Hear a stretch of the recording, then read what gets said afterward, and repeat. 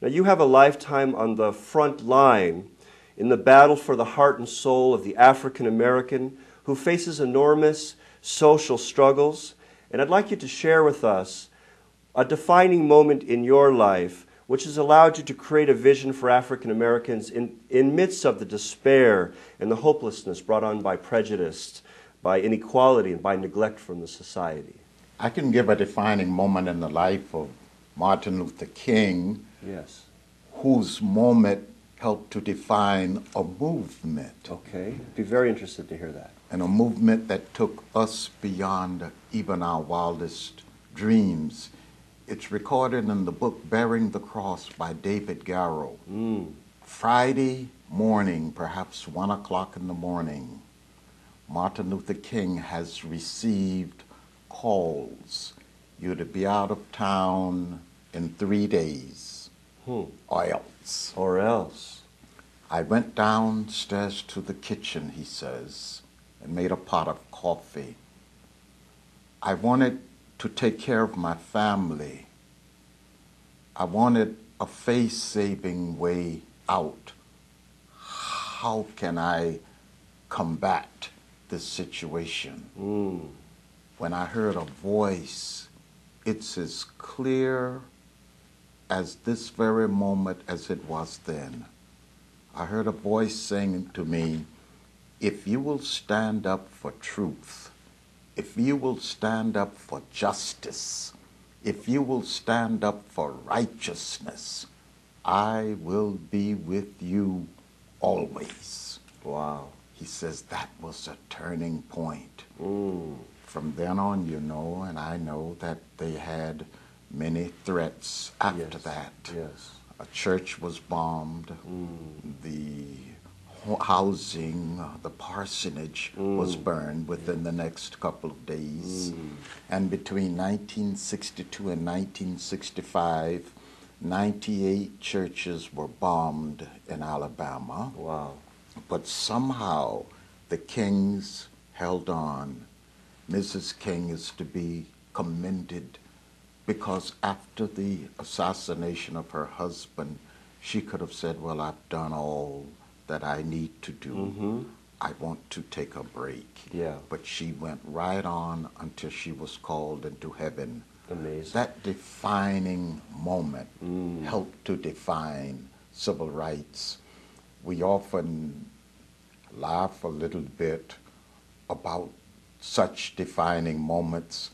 One man, as the joke goes, was in an airplane, and there was much turbulence. He's a passenger. And his seatmate, who knows him, notices he's trembling. I thought you believed in God. I do. Well, I thought you were a man of faith. I am. Then don't you remember God saying that I will be with you always, even until the ends of the earth?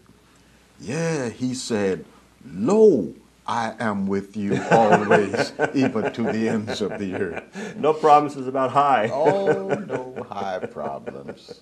We compromise the calling. Okay.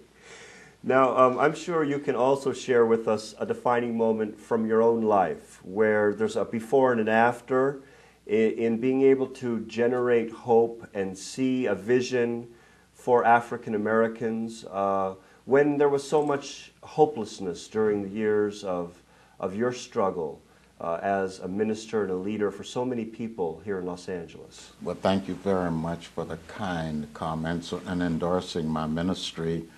God has very little to begin with in me, and defining moments make a great impression. I was in the Air Force for 10 years. We flew with the Air Defense Command and were navigator with the Military Air Transport Command. But it was when we were flying the two-seated jet fighters, and I was stationed at Oxnard Air Force Base. Okay. 1958. We did not negotiate the takeoff. The pilot was able to get out of the burning jet fighter. Wow. I was in the back seat and was trapped because the canopy, the cockpit covering, did not completely blow off but was tilted. My goodness. There was a small opening. Mm. I remember with the flames encircling and unable to get out. I said, Father, I'm in your hands. Then I know as surely as I am here at this moment, I heard a voice saying to me, take off your helmet. Take off your parachute. My goodness. Take off your life preserver. Wow. Now, stick your head through that opening. The head goes out first. And then push down with the rest of your body. And you'll be able to get out. Wow. Through that tiny opening, Wow. I was able to escape. Mm. And that was a Defining moment. defining moment because I remember the fuel, I remember the flames, I remember the pilot calling, Chip, Chip. And when I look, he's like a blowtorch. He's on fire. Oh my gosh. I was able to run to the end of the wing, leap off, take him, and roll him over. Wow. Put out the flames. Now, you had already had a close relationship with God before that? Oh my, yes. But this kind was of reaffirmed God's protection in your God's life. deliverance, God's protection, God's focusing. Because I was 10 years in the Air Force, but somehow I'd always wanted to be in ministry. But like many ministers, I shied away from the calling for many reasons. One, I thought the minister was supposed to be an activist for underserved people. I thought you were supposed to lift the fallen, but I did not always see that as a fact.